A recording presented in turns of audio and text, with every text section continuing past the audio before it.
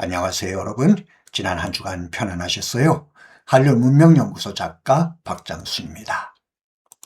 지난 시간에 우리는 제리 벤틀리의 역사서술 동력 세 가지 가운데 마지막 남은 Long Distance Trade, 원거리 교역에 관해 이야기 나눴습니다. 오늘은 Long Distance Trade, 초기 한류 마케팅 소사, 첫 번째 시간입니다. 이 방송은 앞으로 4회에 걸쳐 방송됩니다. 원거리 교역에 기초한 한류 마케팅사의 전사, 그러니까 한류사 이전의 한류사를 전해드리는 시간입니다. 1990년대 한류 마케팅 이전의 원시 수프 상태의 초기 마케팅에 얽힌 비화입니다. 혹시 여러분, 지금의 한류 마케팅이 어떤 계기로 시작되었을까? 궁금하지 않으세요? 그 배경을 알게 되면 아마 깜짝 놀라실 겁니다. 너무도 의외의 사건이 크리티컬 포인트가 돼서 한류 마케팅이 시작됐으니까요.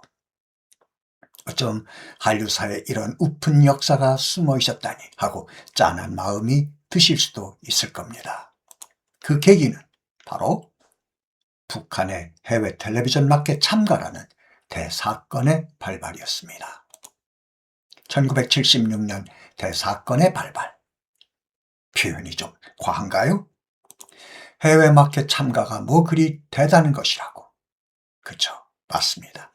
그러나 그 말은 지금은 맞고 그때는 틀립니다.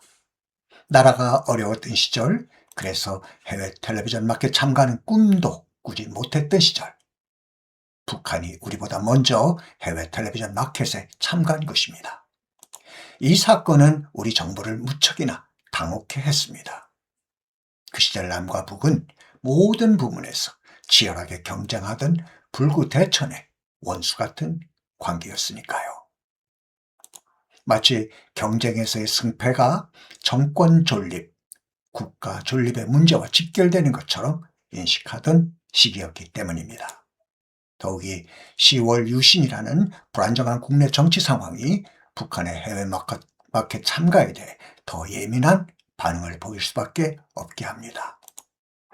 아무튼 이렇게 극도의 정치적 혼란을 겪고 있던 시기, 우리와 대처하고 있던 북한이 혁명가극 피바다를 가지고 프랑스 칸네에서 열리는 세계에서 가장 큰 텔레비전 프로그램 마켓 1976 밉TV에 참가합니다.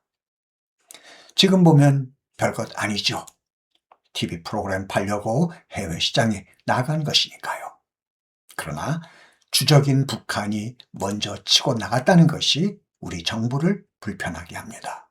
더욱이 북한의 해외 마켓 참가라는 첩보가 정부의 공식 라인을 통해서 획득된 게 아니라 민간 언론 특파원에 의해 획득됨으로써 한국 정부의 해외 정보 수집 능력에 의구심을 갖게 합니다. 이와 관련해 외무부는 자성의 소리와 함께 프랑스 현지 공관을 통해 상황을 파악합니다. 그리고 문화공보부와 KBS, JTBC의 전신이라고 할 수 있는 TBC, 그리고 MBC 등 지상파 방송 3사의 이사진과 편성부장, 영화부장들을 소집해서 범국가적인 대응 전략을 모색합니다. 당시 북한의 해외 마켓 참가가 얼마나 심각한 국가적 차원의 문제였는지를 확인할 수 있게 해주는 대목입니다.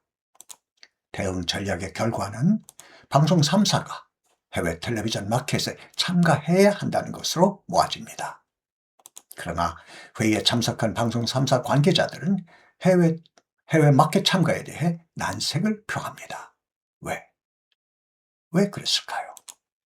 사실 그 시절 해외 나간다는 것은 축복이었습니다. 해외여행이 금지된 것이나 다름없던 시절이었으니까요. 그런데 정부가 해외 나가라고 등을 떠밀어 주는데도 방송 3사가 난색을 표한 이유는 무엇이었을까요?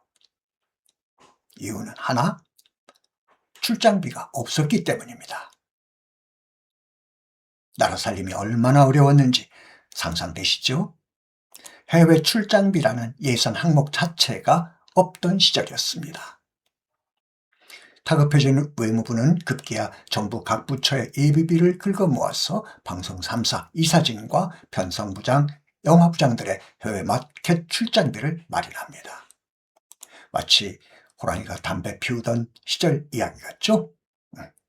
마침내 방송 3사 관계자들은 정부의 도움으로 낯선 국제 텔레비전 마켓 1977 밉TV 참가를 위해 프랑스로 떠납니다. 해외 시장에서의 남북 첫 대결. 이들 앞에는 어떤 일들이 기다리고 있을까요? 다음 시간을 기대해 주세요. 감사합니다.